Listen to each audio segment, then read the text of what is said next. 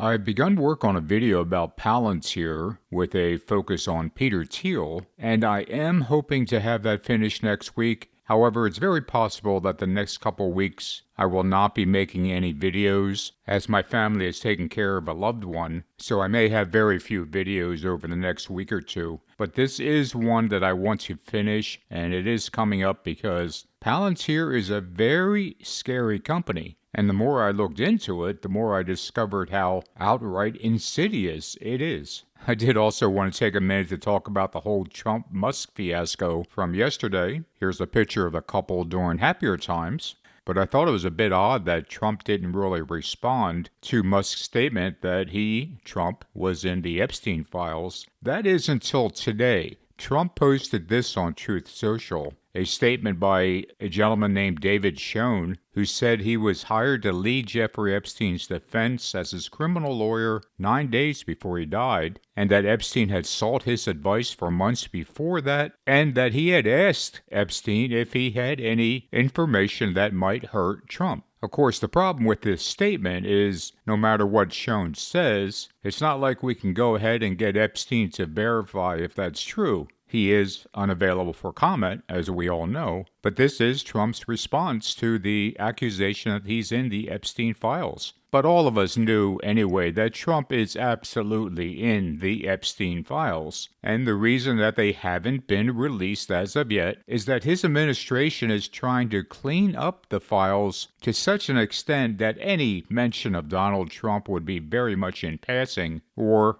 I'm guessing somehow he will look like a hero, but we'll see what happens on that. And by the way, Musk has not exactly backed off this little feud. He went after Steve Bannon today with a couple of childish insults. But my feeling on the whole Musk and Trump argument is that at some point they may appear to make up, but that underneath it all, these two clearly do not like each other. So if they do make up publicly, it will not last very long, in my opinion. Trump also posted on Truth Social today about how the courts ruled that his administration could ban AP from the daily press briefings. Trump posted big win over AP today. They refused to state the facts or the truth on the Gulf of America fake news. Of course, the truth is that some people call it the Gulf of America, and a lot of people refer to it as the Gulf of Mexico. The fact that Trump and his administration doesn't seem to understand that is scary. But Trump also posted a comment from Doge AI, which says that it's automated. And I know it says that it's automated, but I don't think this is. This looks like something written by a strong Trump supporter rather than AI. But as you see, they're talking about AP not respecting presidential authority, which kind of reminds me of this guy from South Park.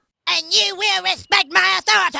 But it is pretty crazy how Trump and his administration will go after everyone for the slightest perception that they are not doing what Trump wants them to do. Whether it's our own colleges and universities or foreign governments or the media, in this case specifically AP, it's just shocking how much authority Trump already believes he has. And just wait till we get to the point where more MAGA diehards are spread throughout government and specifically in Congress. And when that happens, you may see this, a serious push for Trump to be on Mount Rushmore. And in case you're wondering where this image came from, it was reposted by Trump on Truth Social today. What he reposted was a comment from the one and only Roger Stone, who has been praising Trump as long as anyone. But the comment by Stone included a link to the website onemoreforrushmore.com, which is basically just a way to gather names for a petition. But I 100% believe that this is coming. In the next year or two, the hardcore MAGA politicians will find a way to pass legislation to get Trump's image on Mount Rushmore. And however few Republicans might be against that idea, they're not going to say anything. They're going to remain quiet as a mouse because they're deathly afraid of Trump.